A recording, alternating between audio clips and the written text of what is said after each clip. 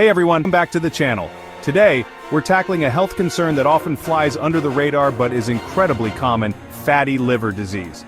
Now don't let the name fool you, this is a serious condition. We're going to break down everything you need to know about fatty liver disease, from what causes it to the telltale signs you absolutely shouldn't ignore. We'll empower you with the knowledge to protect your liver and your overall health. So what exactly happens when we talk about fatty liver disease? Essentially, it's all about an excessive buildup of fat in your liver.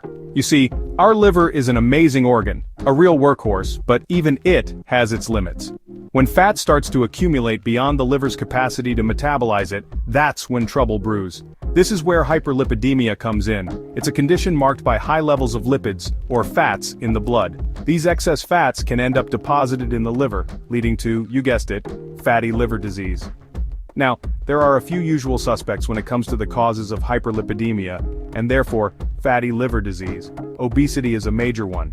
When you carry excess weight, your body often struggles to process fats effectively. Then there's diabetes, a condition that messes with your body's ability to regulate blood sugar. And guess what? It can also contribute to fat accumulation in the liver. And in some cases it's in the genes, folks. Inherited hyperlipidemia means you're genetically predisposed to higher lipid levels. Now let's talk about what happens when fat takes up residence in your liver. It's not a good tenant, believe me. Over time, this fat buildup can trigger inflammation and damage to your precious liver cells. Think of it like this. Your liver is like a well-oiled machine, and each cell is a vital cog. When those cogs get gummed up with fat, the whole machine starts to sputter. But here's the thing, fatty liver disease isn't always about an overload of fat in the bloodstream. Sometimes it's about the liver's own ability to process fat properly. And this malfunction can be caused by a whole host of factors. Starvation, for example, might sound counterintuitive, but when your body is deprived of nutrients, it can actually impair the liver's ability to break down fat. Then there are chronic illnesses and conditions like alcoholic liver disease, a stark reminder of the damage excessive alcohol consumption can inflict on your liver. Protein-calorie malnutrition, a fancy way of saying you're not getting enough of the good stuff, can also contribute to liver cell damage, and unfortunately that's not all. Acute fatty liver of pregnancy, Reyes syndrome, exposure to hepatotoxins, nasty substances that harm the liver, and even certain medications can all disrupt the liver's delicate balance and lead to cell damage. Is your liver trying to tell you something? Now here's the tricky part about fatty liver disease. It's often a silent creeper. In its early stages, you might not even realize anything is wrong. But as the condition progresses, your body will start sending out distress signals. So, what should you be on the lookout for? Well, early symptoms can be quite general, like fatigue, that feeling of constant tiredness.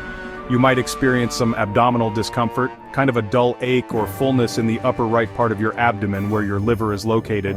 Loss of appetite is another red flag. If you're suddenly not as interested in food as you used to be, it could be your liver whispering for help.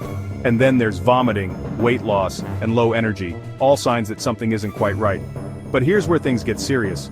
If fatty liver disease progresses to a more advanced stage, the symptoms can become much more alarming. We're talking fever, jaundice, that's a yellowing of the skin and eyes, a telltale sign that your liver isn't processing bilirubin properly. You might experience intense skin itching, edema or swelling in your legs and ankles, bloating and even confusion. And it doesn't end there. Advanced fatty liver disease can lead to portal hypertension, which is increased pressure in the portal vein that carries blood from your digestive organs to your liver. This can cause serious complications like intestinal bleeding. Other potential consequences include renal failure, ascites, a buildup of fluid in the abdomen, and an enlarged spleen. Are you at risk? Now let's talk about who's most at risk for fatty liver disease. It's important to remember that there are actually two main types: non-alcoholic fatty liver disease, NAFLD, and alcoholic fatty liver disease, AFLD. As you might have guessed, NAFLD isn't linked to heavy alcohol use. Instead, it's often associated with obesity, type 2 diabetes, and metabolic syndrome, a cluster of conditions that include high blood pressure, high blood sugar, excess body fat around the waist, and abnormal cholesterol or triglyceride levels. Basically, it's a recipe for disaster when it comes to your liver. Other risk factors for NAFLD include a poor diet high in processed foods, saturated fats and sugar, as well as high cholesterol, hypertension, hepatitis C infection, hypothyroidism, a family history of fatty liver disease, and even polycystic ovary syndrome, PCOS, in women. Now, when it comes to alcoholic fatty liver disease, the main culprit is, you guessed it, chronic alcohol use. But it's not just about how much you drink, it's also about how your body processes alcohol. Women, for example, are generally more susceptible to alcohol-related liver damage than men. And if you have hepatitis C co-infection, your risk of developing AFLD skyrockets. Take charge of your liver health. The good news is that fatty liver disease is often preventable. It all comes down to making healthy choices that support your liver and overall well-being. First and foremost, maintain a healthy weight. Losing even a small amount of weight if you're overweight or obese can make a big difference for your liver. And speaking of diet, what you eat matters.